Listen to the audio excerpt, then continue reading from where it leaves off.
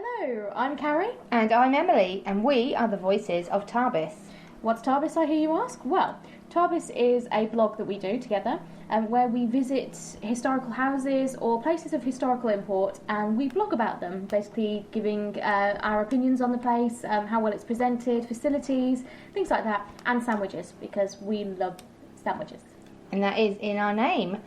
But we decided that we wanted to do another medium. We wanted to do a podcast to talk more in depth about lots of different aspects of history, not just a specific era of the place that we're visiting. So we will go from Stone Age to Victorians, inventors, monarchs, everything here, and you'll hear some of our opinions and what we think, and possibly some debates. Indeed, and we would encourage you as well to get in touch. You can leave reviews, or you can contact us through our blog, just to see what you think, or if there's any particular people, places, events, things like that you'd like us to talk about. We'd be more than happy to do that. Yep, so sit back, relax, and enjoy TARBIS After Hours.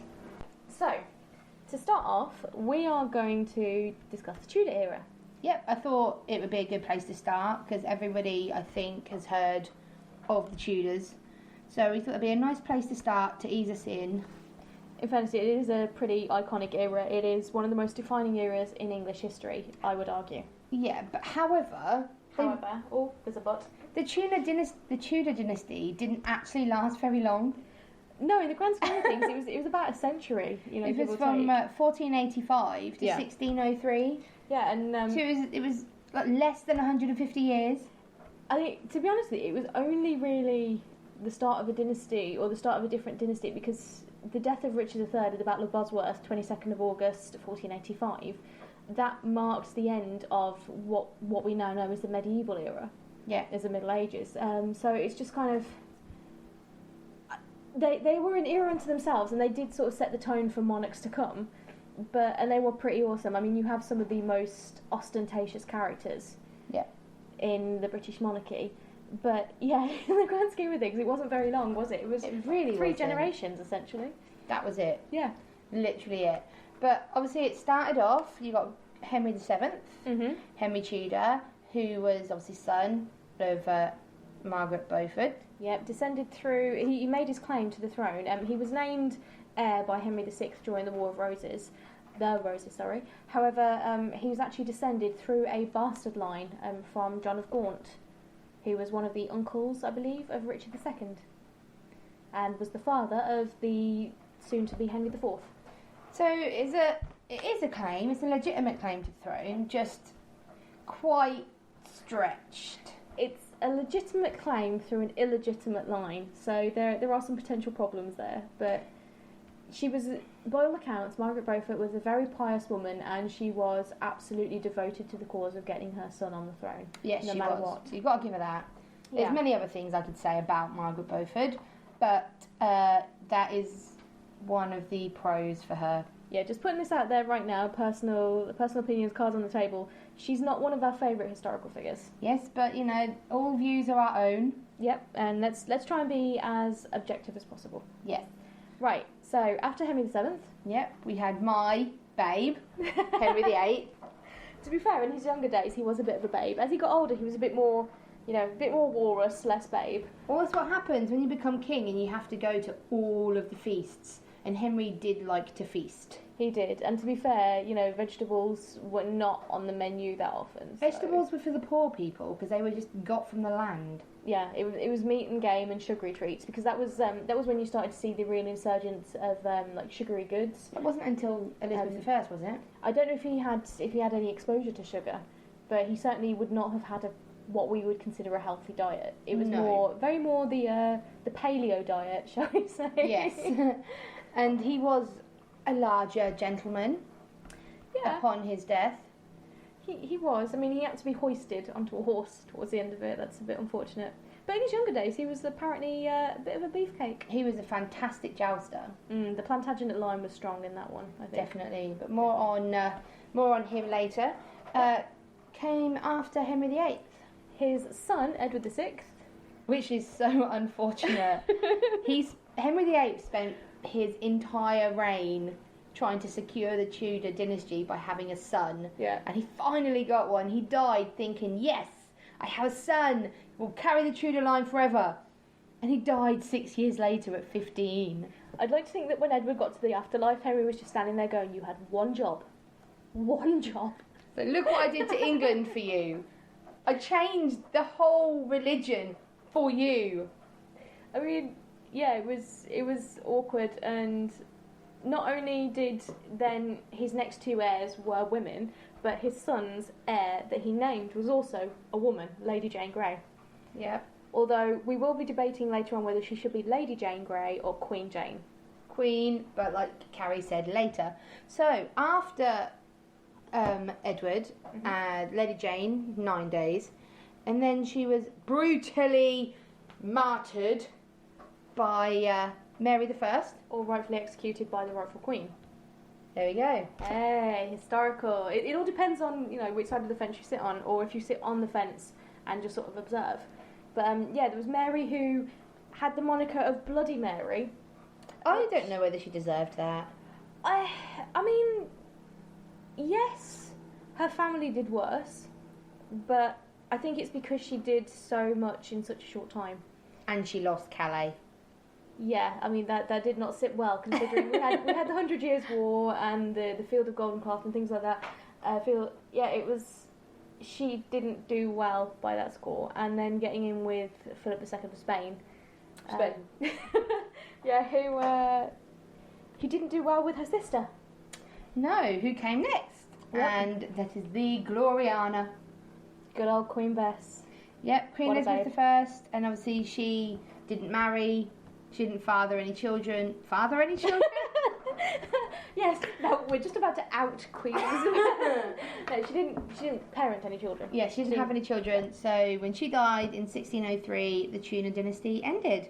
Although, you could argue that it sort of carried on, because it was with through the line of her aunt, Margaret Tudor, that had the Stuart line, because she married James IV of Scotland. Yeah. So in a way it did, in a way it didn't. And then we had the glorious Stuart line, who had their ups and downs, let's put it that way. Yes, and more on them at a later podcast. So that was what we would call a brief overview of the Tudors. Whistle stop tour. Definitely. That was the monarchs themselves. I mean, the era itself is... we say the Tudor era because it's a Tudor dynasty. Mm-hmm. It was a time of a lot of change, both in Europe and in England. You had... there was the Lutheran religion sweeping through. Yeah, I'm not sure we've had a change in our world as significant since the Tudors. They changed, like you said, religion. Yeah. Completely broke away from Catholicism. Mm-hmm. And Henry was like, I'm going to start my own church in the Church of England, and that's still what the majority of people, the religion that they have in England today. Yeah, I mean, historian Dave Starkey, he referred to it as the first Brexit, which in a way it was. I mean, it was a defining religion throughout Europe, and then Henry just broke away with it, and he could cite as many reasons as he wants. He could say that he didn't agree with the Pope, with the way the Catholic religion was run, the idolatry there, worshipping idols, the wealth that they'd amassed, all that. We know the real reason, Henry. You have been outed. It was all for Anne Boleyn. It was. But he wouldn't say it was for Anne Boleyn per se. It was because he believed that Anne would be able to give him a son, and he wanted to continue the Tudor line. Anne Boleyn, you had one job. Bless her heart. But they're not just a religion, also they had the wars with France and Scotland. Yeah. They were quite significant at the time of the Tudors. They were. That was, one of the most significant ones was when James IV of Scotland, who was married to Henry's sister, he was killed at the Battle of Flodden, and that was actually a battle instigated and technically led by Catherine of Aragon, who, to be fair, she had a warlike gene in her, being the daughter of Isabel of Castile. She was quite the warrior queen, and she sent Henry, who was at that time in France, she sent him the bloody shirt of James as proof that he was dead. However, there is some debate as to whether his body has ever actually been found. Oh, really? Yeah, there are some who believe that he didn't even die at Flodden. But his body supposedly was brought back and buried in, I think it's Blackfriars, but if anybody knows different, please correct me on that, in London. And it was carried in a lead coffin and everything, but his wife, Margaret Tudor, she never saw it. Before he went to Flodden, she never saw him again. So yeah, that was the end of it. That was that was battles, and that shaped the relationship between the Stuarts and the Tudors up until Elizabeth. But it also, again, another war, and it's changed the ongoing relationship between England and Scotland, which has, let's face it, been a little bit bumpy. It's been strained.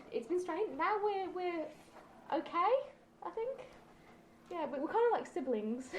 Yeah, we don't always see eye to eye, but we love each other. Yeah. Nonetheless. I will just state at this juncture I am half Scottish, so yeah. Yeah, I'm cool with that. Have no Scottish blood, unfortunately.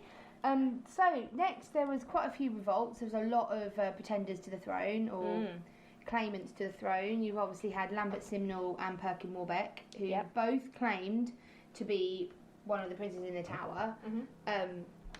They weren't. They wanted to take the throne from Henry VII, but he knew better. You had the execution of the two children of George, Duke of Clarence. Yeah. You had Edward, who was actually the Earl of Warwick. He was executed during the reign of Henry VII. And then you had Margaret, who later became Margaret Pole, who was then executed at the orders of Henry VIII. Mm-hmm. And wasn't it her son Reginald Pole? Yeah. Then tried to cause a ruckus, shall we say? Yeah. But then there was also obviously Mary, Queen of Scots. She had a legitimate claim to the throne, and she tried to take it.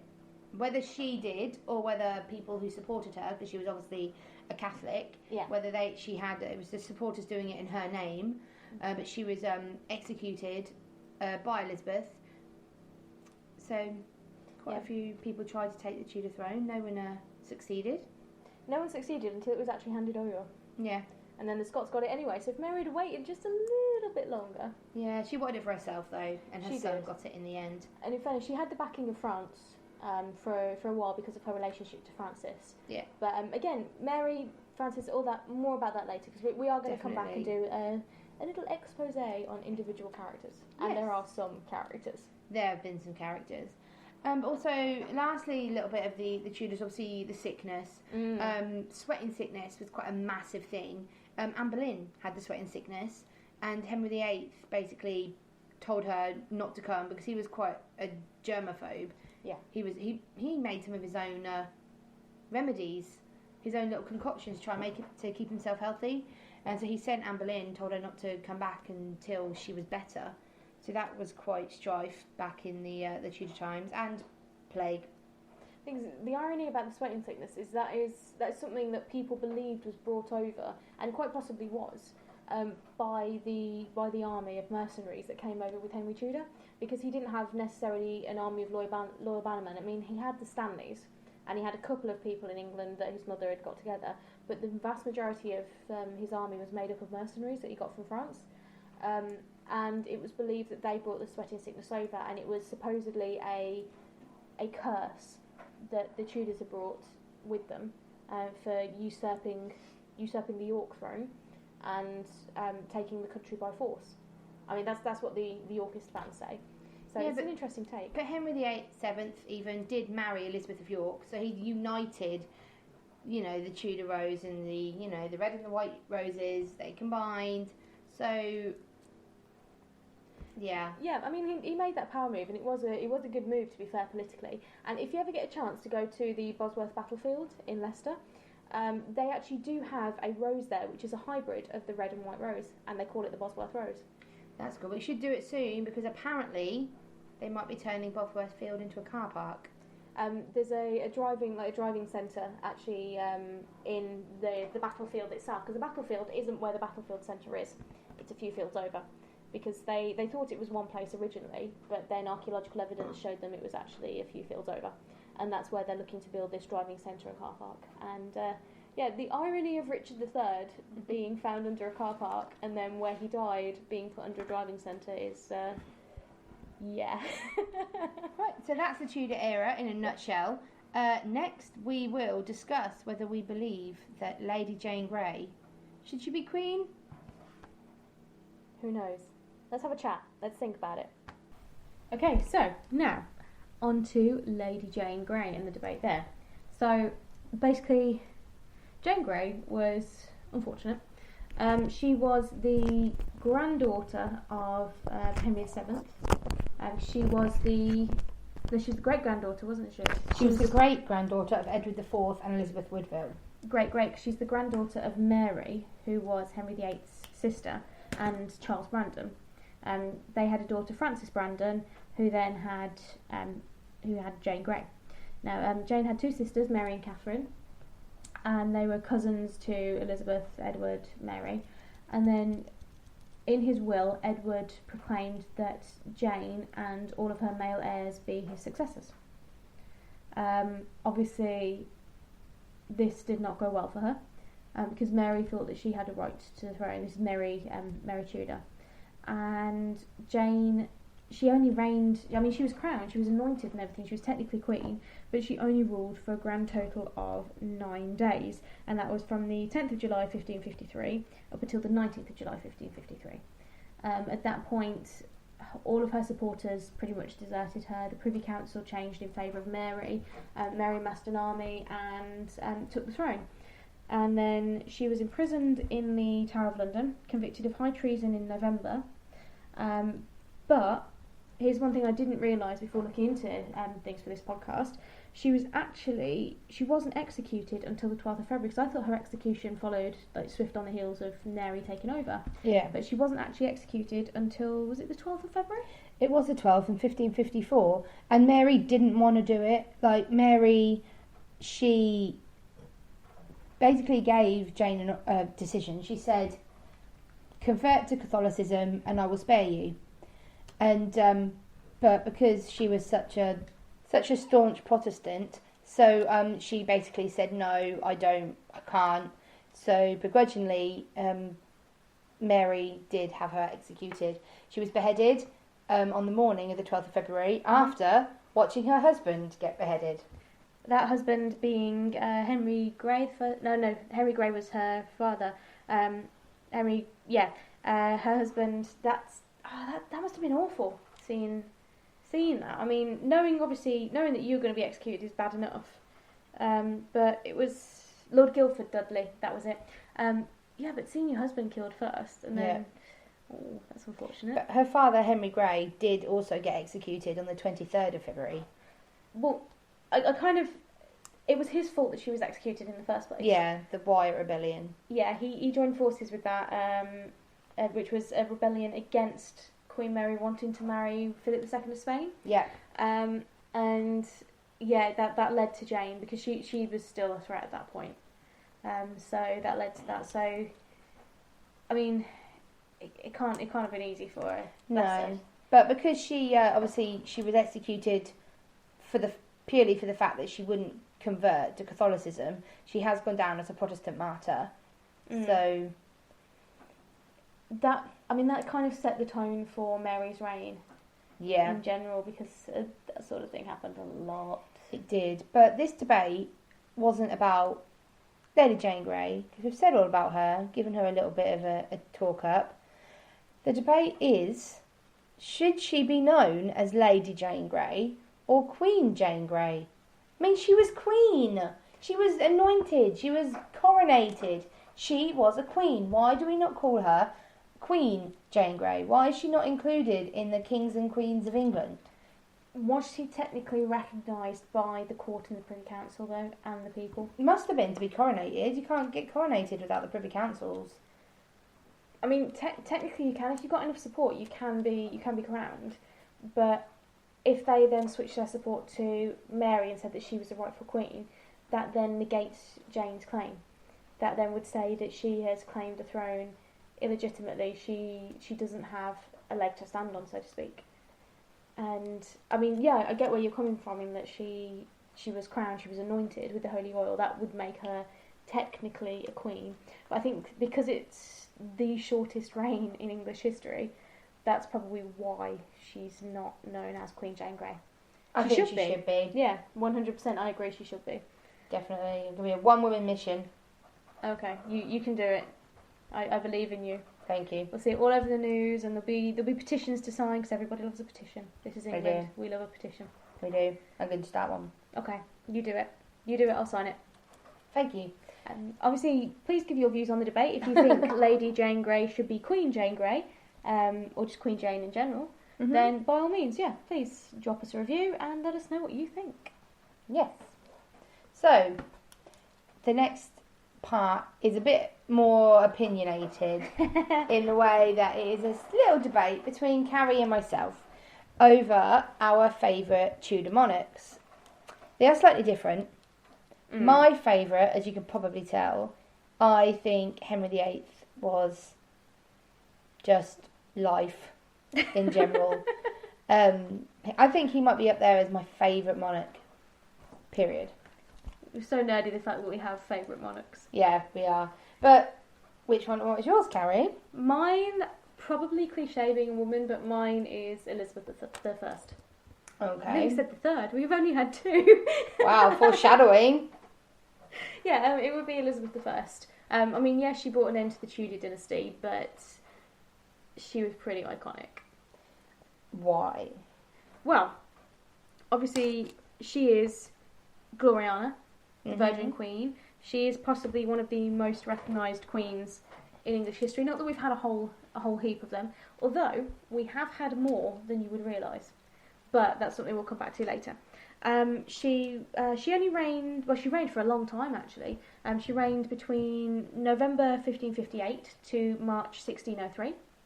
And at the time of recording this podcast, it was her birthday a couple of days ago. It was. It was indeed. She was born on the 7th of September in 1533. Unfortunately, 2.5 years later, her mother was then killed by her father. So she had a bit of a rough upbringing. You know, she was born as a princess, immediately then proclaimed a bastard in quick succession, and then you had it was like a game of leapfrog with her and the others as to who would actually be in the line of succession.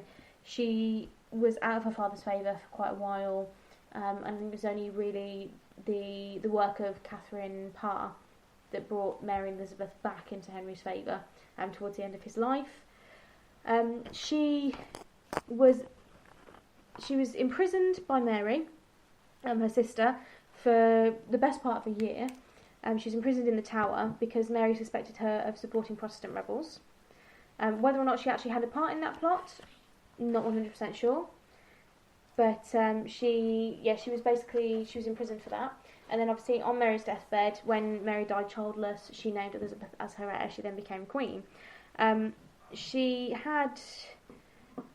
oversaw quite an interesting age as far as the arts go, and that's why it's been called a golden age, and it's the only golden age we've had to date in England, where you've got the likes of Shakespeare, you've got the likes of Marlowe, fantastic playwrights, fantastic authors, poets coming forward. You've also got, with the advent of the printing press at the latter half of the 1400s, you've got more written word getting out there, so obviously it was available to a wider audience.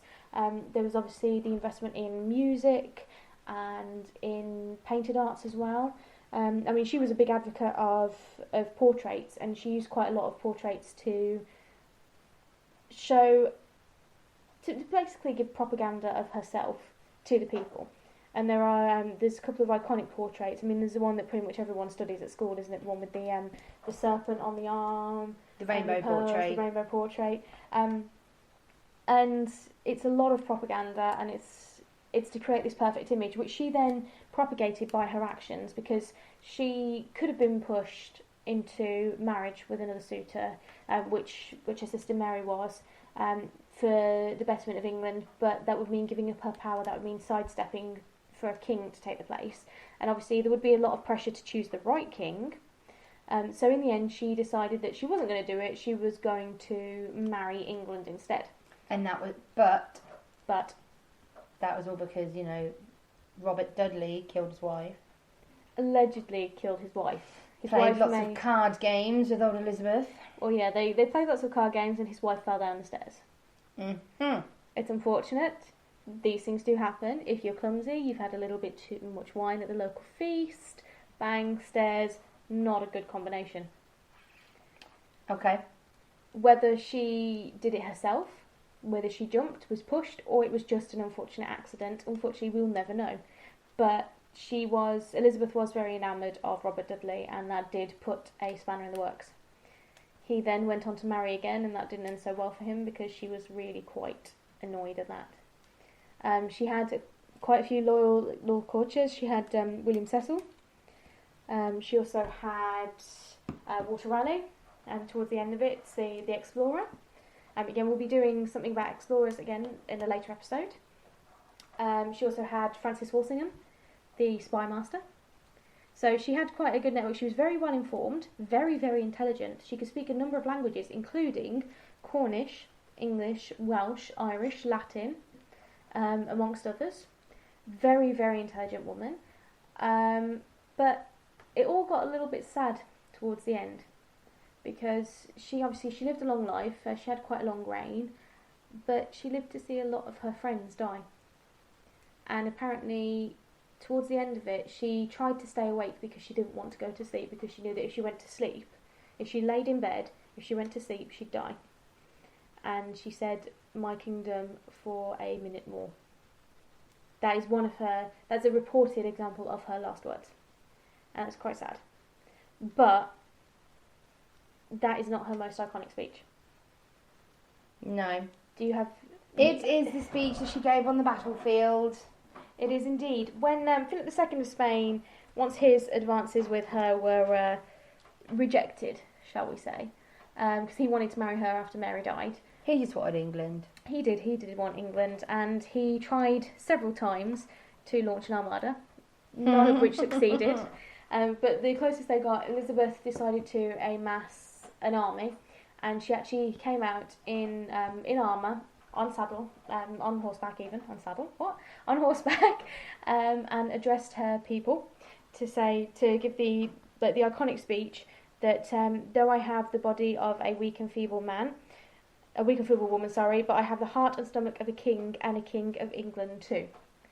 And that caused all of the people around her, all of her soldiers, to start cheering Gloriana, which is where she got the nickname from, Gloriana. And yeah, we won because we haven't had a Spanish king. So, go Gloriana. And that, in a nutshell, I mean, we will do a full expose on each of the rulers, but that, in a nutshell, is why I love Elizabeth so much. She's such an icon. She's such an inspiration. She refused to be beholden to conventions or to a man, and she did what she could for her country, whilst also apparently having a damn good time of it. And eating lots of sugar. Yes, she did eat lots of sugar and use lead-based paint. That was clever. So yeah, that would be Elizabeth, but I'm pretty sure she wasn't as iconic as her dad. Come on, Henry VIII. Everyone knows Henry VIII. Obviously more commonly known for having 6 wives. Yeah. You know, divorcing, beheading, dying, divorcing, beheading, surviving. Yeah. There's the little rhyme. But Henry, he reigned from 1547 to 1547 he reigned. Mm-hmm. He was born on 1509. Mm-hmm. So he wasn't actually supposed to be king. So Henry had like a childhood where I guess you kind of liken him to slightly like Prince Harry, where you know that you're kind of like a prince, you've got some responsibility, but not as much, so you can kind of relax a little bit more. And so he did, and then unfortunately his brother died quite young, Arthur, so he was thrust into the limelight, as it were, and he was king. Some say he wasn't quite ready, but I think he did quite well. He married Catherine of Aragon, and in 1533. That's when his marriage was annulled in 1533. He married Catherine of Aragon. So many dates. I know, Henry had a million wives. You've got to give me a second. When he married Catherine of Aragon, it was she was actually married to his brother, but apparently they didn't consummate it, which was a lie, because it was actually people used to watch that sort of stuff. and so he was allowed to divorce her. I personally think Rome were just a bit harsh. He obviously divorced Catherine of Aragon, or had the marriage annulled due to the fact that Henry said that she did consummate the wedding, which meant his marriage to her was null and void, hence why they had no babies, or no baby boys. They obviously had Mary the First. Then came Anne Boleyn, and with that came the Reformation, the change to the Church of England. So Elizabeth may have, fended off the Spanish. Henry changed the country's religion for a woman that he loved. He was passionate. Come on. I want someone to love me enough to change an entire country's religion. I mean, that would be nice, and that's a Nicholas Sparks novel waiting to happen. However, I'm pretty sure less people died from the Spanish Armada than did the Reformation. Yeah, well, he was in love. And Anne Boleyn was a tease. Anne Boleyn was like, I'm not being another one of your ghosts on the end of your post of your bed. Your ghost on the post. Yes. I am going. You're not getting me until we are official. So she teased him, and he fell for it because Henry was a passionate man. He was also extremely good at sports. He javelin, jousting. He was even the first person to do the decoupage with the horses. Didn't dressage. He invented the whole thing just so that he could show off how well he could ride. Because he was damn good at it. He really was. Also, he fended off wars.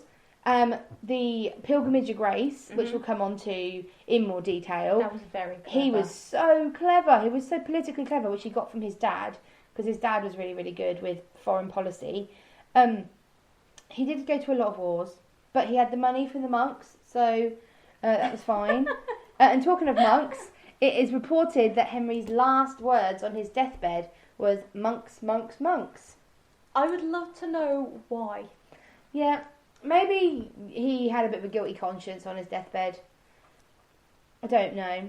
But he's also known as the father of the Navy, because they didn't really care much about being on a boat before, or having armies on boats, cannons on boats, anything like that. There was only a few, but in Henry's reign, he went from a few to 50. Wow. He was so passionate about the Navy, and that's why we have a Navy as vast as we do today. So Henry changed a lot. I think he has paved the way for all of the monarchs since. The things that he changed, the things that he did. Yes, changing the church made England go on like a pendulum of Protestant, Catholic, Protestant, Catholic, Protestant, Catholic for so many years. But, yeah, he did it for love. Can I just give a shout out to Elizabeth in that pendulum, where she tried her best. I mean, it didn't exactly work, but she tried to practice religious tolerance. It's basically let them worship as long as they are still loyal. Stop trying to get in with My bad. Henry VIII. My bad. I'm sorry. King, good old king, let's just change a religion because I want to bed this woman. And he didn't do it to bed the woman. He did it because he wanted to marry her. Yes, because bedding her was a side effect. No, how many people nowadays have benefited? Not everyone marries. The person they marry is not who they always continue to be.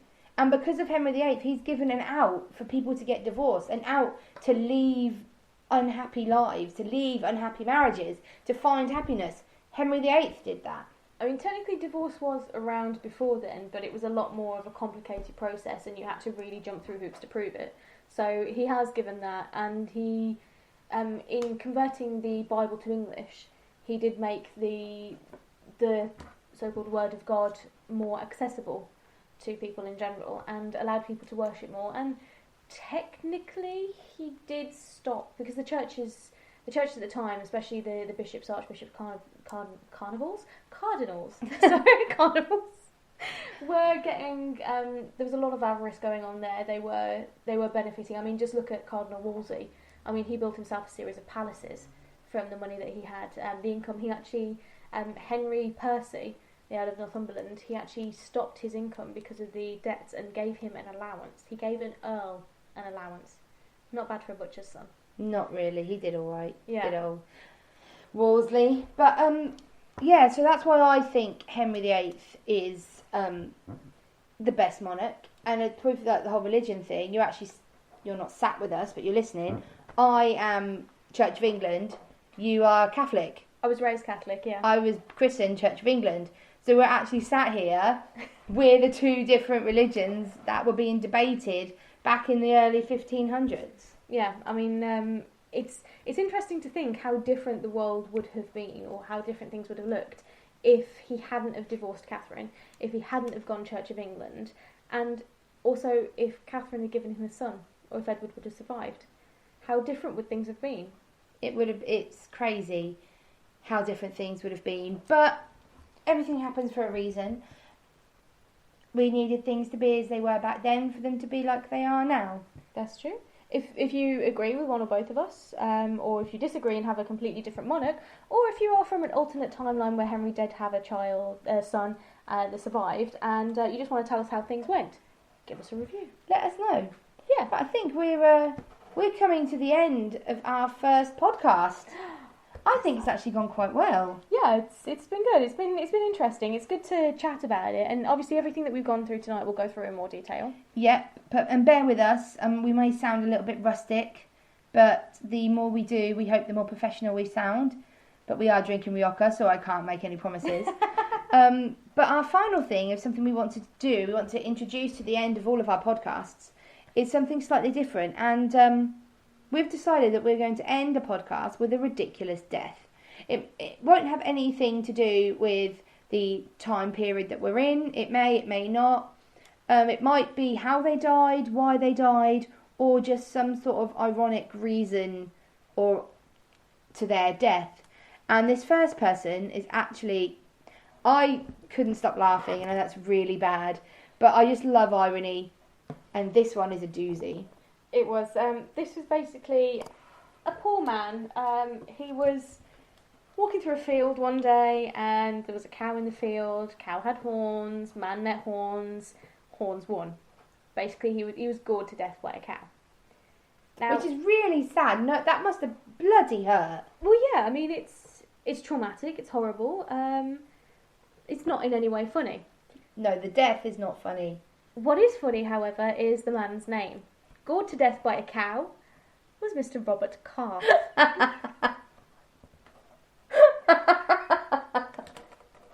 This, ladies and gentlemen, is what I'm working with. I just can't.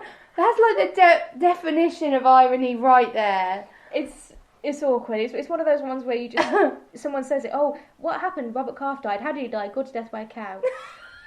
Oh, literally, God saw an opportunity right there. He does have a sense of humour, to be fair. In situations like that, he has a sense of humour. So this, our first podcast, is dedicated to Robert Calf, the man who got killed by a cow. And the cow that was then traumatised after. Sorry, someone's got to think of the cow. We shall be back again next Tuesday. Tune in, and as always, please let us know what you think.